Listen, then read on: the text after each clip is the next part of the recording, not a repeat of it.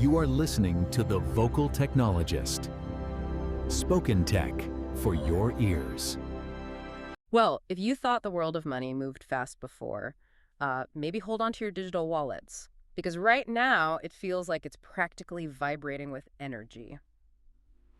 Welcome back, everyone. Feels very much like a Founder Fridays here on The Vocal Technologist today. Our plan today is to pull back the curtain a bit on some really exciting stuff happening in fintech. We're talking big valuations, AI making inroads, and what it all really means for you. Okay, so let's unpack this a bit. We're seeing some huge moves from the big fintech names, especially going public. Klarna, for one, just filed for a U.S. IPO. They're aiming to raise, over $1 billion? Yeah, something like $1.27 billion. Listing on NASDAQ is KLAR.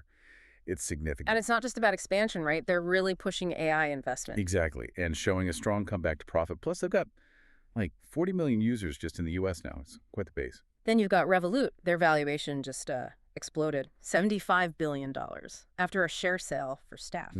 Double profits last year, apparently. Subscriptions, wealth, crypto trading, it's all fueling it. And maybe a New York listing coming too. But look, it's not just these two, is it? No, definitely not. What's really behind this, renewed investor confidence, especially after things have been a bit rocky? That's a really good question. What's fascinating here isn't just the size of these numbers, but the kind of interest we're seeing. It feels like a broader trend. You mentioned Figure Technology Solutions. They're looking for over $500 million. Right. And Gemini aiming for maybe $360 million or so in their IPOs. They're joining others like Circle, BitGo, quite a few crypto-related firms hitting the public markets. So what does that signal? More maturity? I think so, yeah. It suggests investors are seeing, maybe more market maturity, perhaps some regulatory clarity starting to form. And these companies are demonstrating, much stronger, more diverse ways of making money than maybe they did before. Right. It's a pretty significant wave of companies stepping up. Yeah. And you bet they've learned from the past few years. Absolutely, yes. And the industry is growing up. And, okay, while these giants make headlines going public, a lot of their future, and really the future of finance, seems to hinge on AI, doesn't it? Oh, undoubtedly. We're seeing banks and financial institutions really start to embrace these early-stage AI startups now. It's not just reactive anymore. No, it's becoming proactive. Strategic. Yeah. AI agents are popping up everywhere. Security, DevOps, fraud detection, compliance, even in capital markets. And get this, AI collection agents, revolutionizing debt recovery. They work 2047, apparently boost recovery rates by up to 25%. While keeping customers happy, supposedly. Yeah. Which is the really surprising part. Exactly. It makes you wonder, are future money interactions going to feel less human, more just efficient algorithm? It's a compelling thought. Right. For routine stuff, yeah, probably heading that way. But, this quick adoption brings up a huge challenge. How do you balance the autonomy these AI agents need with the absolute necessity for human control? Oversight. Control is key. And it really puts the spotlight back on needing to modernize infrastructure, getting away from those old legacy systems finally. Still clinging on. Right. So it's no surprise the Federal Reserve is actually holding a conference soon, looking specifically at how AI, crypto, tokenization, how all this could totally reshape finance. The implications are just huge. Yeah, profound. And this push for AI efficiency, it's not happening alone, is it? It's part of this bigger strategic game. Companies are expanding way beyond their original thing, like Airwallex buying OpenPay just to go head-to-head with Stripe billing. Clear competitive move there.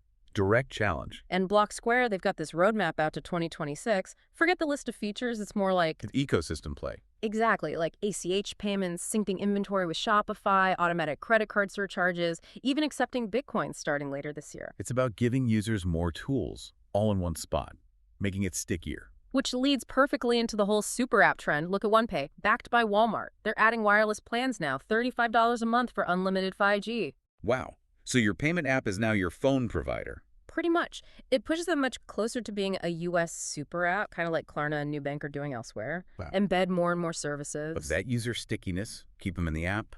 So if your financial service isn't just about money anymore, what is it? Are the lines just blurring completely? Is my bank also my phone company, my shopping hub? What does that mean for my data, my expectations? You're hitting on something crucial there. It really stretches what we even think a financial provider is. Right. Traditional players really have to rethink how they engage. Loyalty might shift from the bank brand to just the app experience. Right. And Sort of related to strategy and risk, Visa's got this new compliance thing, VAMP. VAMP. Stands for Visa Advanced Merchant Protection.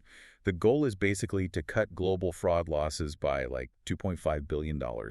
Merging their fraud and dispute programs, that's going to really affect merchants, especially smaller ones, as the rules tighten up. More compliance hurdles. So, wrapping this all up, what does this mean for you? Listening in, trying to navigate all this, we seem just a whirlwind, really. Massive IPOs, soaring values, AI changing everything behind the scenes. And companies racing to become these do-everything super apps. Yeah, expanding way beyond where they started. So here's something to chew on. Which of these big trends, the IPO surge, the deep dive of AI into everything, or this race to be a super app, which one do you think will ultimately change how we manage our money the most in the next few years? It's definitely a fascinating future unfolding. Lots to think about until next time. Spoken Tech for your ears.